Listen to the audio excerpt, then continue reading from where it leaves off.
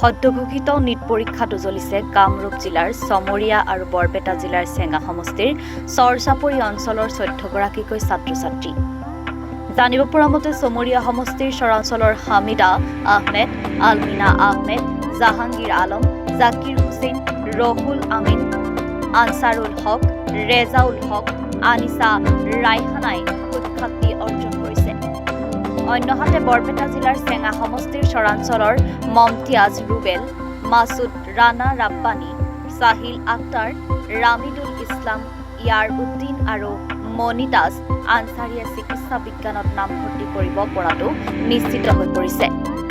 দৰিদ্ৰতাৰ লগত প্ৰতিকূল পৰিৱেশক পৰিস্থিতিক নেওচি সৰ্বভাৰতীয় পৰ্যায়ত অনুষ্ঠিত নিট পৰীক্ষাত চৰাঞ্চলৰ ধৰ্মীয় সংখ্যালঘু মুছলমান পৰিয়ালৰ বহুকেইজন ছাত্ৰ-ছাত্ৰীয়ে সফলতা অৰ্জন কৰাটো বিশেষ তাৎপৰ্যপূৰ্ণ হৈ পৰিছে।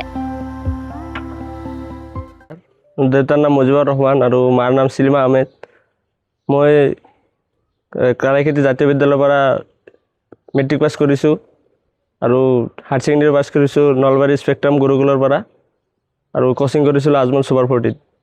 কিমান নম্বৰ পাবলৈ সক্ষম হৈছে? মই 556 পাবলৈ সক্ষম হৈছোঁ।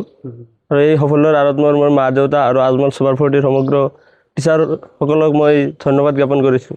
মোৰ এইটো থাৰ্ড টাইম আছিল, 3 নম্বৰ ড্ৰপ আছিল।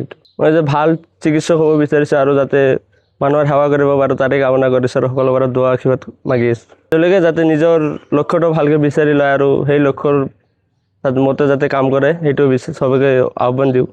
সেইটো হিচাপ কৰা নাছিলোঁ, যেতিয়া অলপ বেয়া লাগিছিল তেতিয়া হৈ গৈছিল, আকৌ উঠি পৰিছিলোঁ এনেকৈ। নগৰবেৰাৰ পৰা মোজাম্মেল হকৰ ৰিপৰ্ট, এনি ভাৰত 24।